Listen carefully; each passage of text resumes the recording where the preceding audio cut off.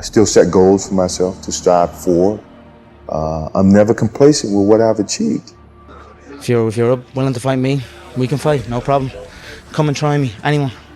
Lazy people do a little work and think they should be winning, but winners work as hard as possible and still worry if they're being lazy. I never let people say to me, we did all we could. Like 0.0000001% of the time, is that true? You got to keep working. Your time's going to come. You got to work. Your time is going to happen. You're here for a reason, but you got to be ready, because if you're not, it's on you. It doesn't matter what everybody else is doing. Stay predictable. Stay consistent. And the reason why many of you are not getting it is because you're not consistent. You start and you stop. You get pumped up. You start strong, and then somewhere in the middle you quit. You have a little success, but you don't experience exponential growth because you're not consistent. When the rest of the world says no to you, you say yes to yourself. You say yes, I believe. You say yes, I can do it. You say yes, nothing can stop me. You always have to be the person who roots for you before everyone else does. And it's usually a single clap in the auditorium for a very long period of time. It is a slow clap that's just you rooting for you. And that visual, I think, is one that you can kind of take, because it is.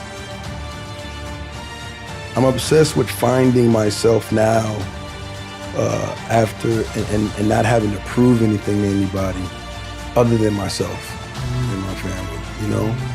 Really myself. And realizing that that is enough. You know what I'm saying? Like that, like. Everything was done to try to learn how to become a better basketball player. Everything. And so when you have that point of view, then literally the world becomes your library to help you to become better at your craft. You have to understand that anybody who's ever gotten better, anybody who's ever created, anybody who's ever built, anybody who's ever been something that you've looked up to has gone through these hard times without quitting. Doing what you hate to do, but do it like you love it. Godfather, I don't know what to do. I don't know what to do. You can act like a man. What's the matter with you?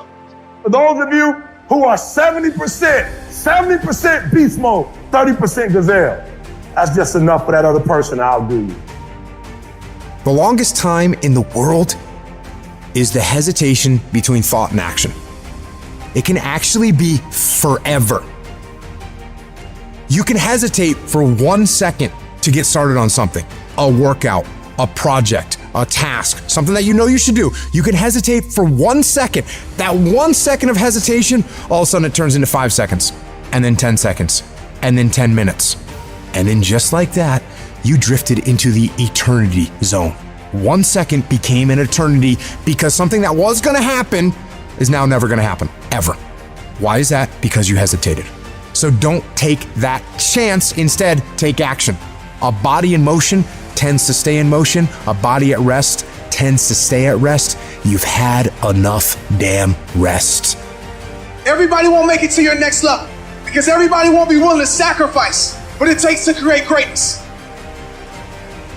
This is your journey. Struggle is a part of it. Losses are a part of it. Setbacks are a part of it. Sometimes you have to go through your worst just to become your best. Sometimes you have to lose everything just to gain everything. Don't let it discourage you, let it encourage you. Know that if you have big goals and big dreams, along the way, failure is going to happen. So how fast do you get up from that? Set yourself a definite goal and work hard toward that goal. And don't let anything or anyone stop you in the process, no matter what it is. And I fought because I knew it was not doomed to be a losing fight. It couldn't be a losing fight. You have to be obsessive. You have to be obsessive. You have to be addicted. You have to be disciplined. The key there is you. Everyone else is looking for other individuals to do stuff for you. Stop looking for help from everybody else. Okay, it starts and it ends with you. Your identity starts and ends with you. What did I learn about myself from the highs and lows of my life? The highest point of my life and the lowest point of my life, what did I learn about myself? And I said, I learned that I don't let the highs and the lows affect me too much. Because we're gonna have wins, we're gonna have losses. We're gonna have successes, we're gonna have failures. We're gonna have good nights, we're gonna have bad nights. We're gonna have good relationships, we're gonna have bad relationships. We're gonna have good ideas and bad ideas. We're gonna make money, we're gonna lose money. All these things are gonna happen. Whatever you do, runners, right now, just don't think about the 135 miles of scorching highway in front of you. Failure has been achieved, thank God. Now, the only place to go from failure is to win. When do you become a man? When you get a driver's license? Like, what do we do? You're 16, we give you a driver's license. Okay, well, like, you get a job? Like, when do you become a man? You're a man. You are a man. Stand up and be a man. Make the hard decisions, make the sacrifices, make the unpopular decisions, and become comfortable in your own skin. And if you are not a person that you are comfortable being alone with, that is the one person in this universe that you have full power, full right, and full responsibility to change. Nothing external can defeat the internal. The only thing that can take someone down or break you down is internal. Nothing external is strong enough. I want you to live the life you were meant to live. You hear me? Not the life that was given to you. You deserve to see what your life would look like if you gave 120%. And what I need you to do is I need you to look at yourself in the mirror and say, come on, stop playing. I deserve to see what my life would look like if I gave 120%. That's lion mode, and you gotta get to a place where you start executing. Look yourself in the mirror and ask yourself, how much more can you take? What tried to kill you only made you stronger. And I promise you, when I go out, I will be the best version of me. When I go out with my son, with my daughter, and with my wife saying, our husband gave 120%. I grew up in a culture that told me going to war made you a man. Going to prison, coming back makes you a man. Making $1 million makes you a man, you know, and it doesn't. And you don't know it till you've done all these things and realize, damn, I'm still a little boy. Or been around people who've been there a bunch of times. You know, I don't know nothing about being in war like Kevin, but I know a bunch of soldiers that come back and are still little boys. Can't wait to get back out. I know so many dudes can't wait to get back out, you know. Guys that we know, warriors. But even warriors don't make you a man, you know. We had a chance to beat them. We just didn't respond. I was devastated. I was absolutely devastated. I cried on the bus. My father came on and said, look, it's just one game. Bounce back, come back next year. Most people truly don't understand what real commitment means. Anything worthwhile is going to be uncomfortable. Any goal that you want to achieve that's worthwhile in your life require all-in effort.